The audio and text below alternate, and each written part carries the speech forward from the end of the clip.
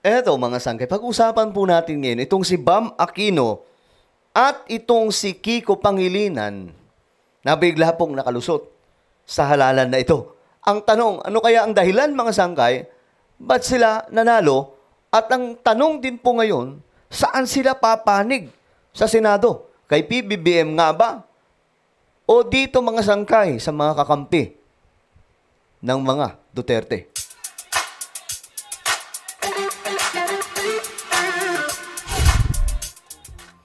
Hi guys, what's up? This is me, Sangkay Janjana. I'm back for another vlog today.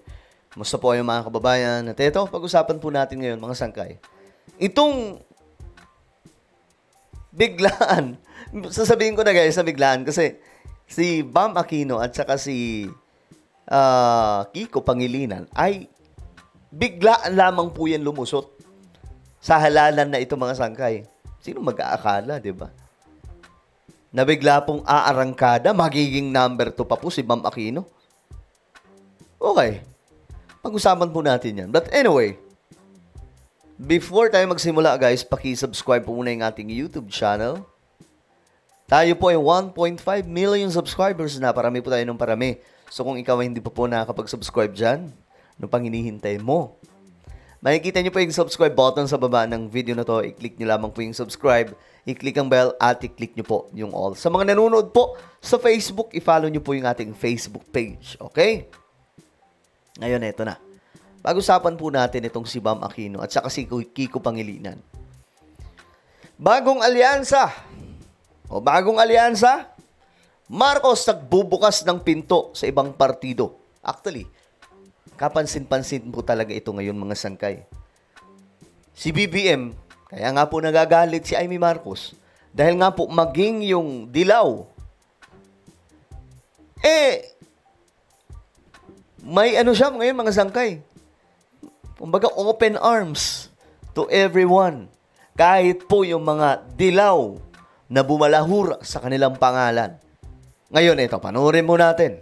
Matapos ang ilang sorpresa sa midterm elections, tila nagpaparamdam si Pangulong Bongbong Marcos ng panibagong alyansa. Alamin natin yan sa agenda report ni Hannah T. Ito ang isa sa mga kilalang campaign line ng Kakampinks noong 2022. Nang tumakbo si former Vice President Leni Robredo sa pagkapangulo at si dating Senator Kiko Pangilinan bilang kanyang running mate. Nang matapos ang halalan nitong Lunes, muli itong umusbong pero mula na sa dati nilang katunggali. Matapos ang breakup ng Unity Tandem na BBM Sara, ginamit ni Pangulong Bongbong Marcos ang katulad na linya at sinabing sa gobyernong tapat kasama ang lahat. Actually, na-weirdohan din ako dito mga sangkay. Sa gobyernong tapat kasama ang lahat.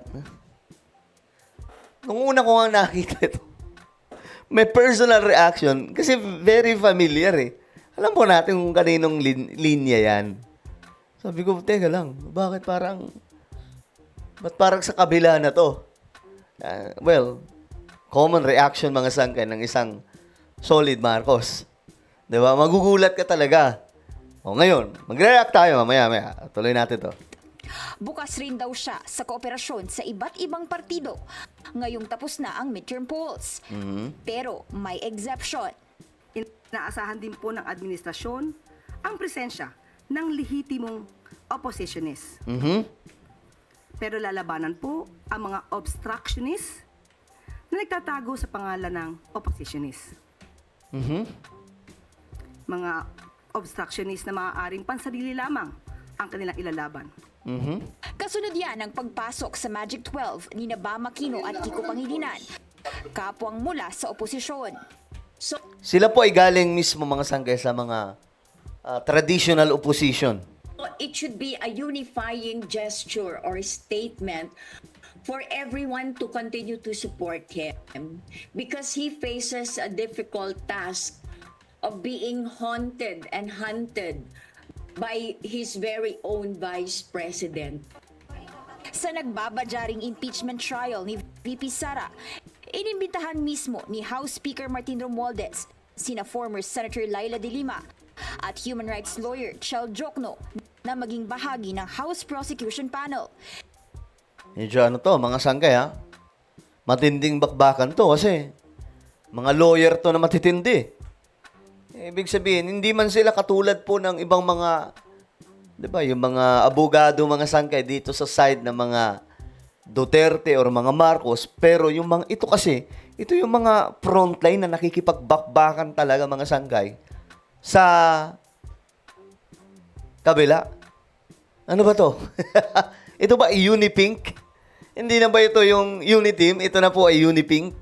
Kilala rin sila bilang mga opositor.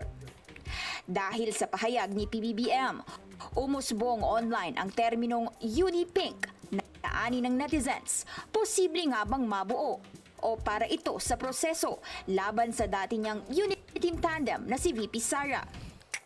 Alam nyo guys, kaya sinasabi ko ito lagi sa lahat ng mga viewers natin.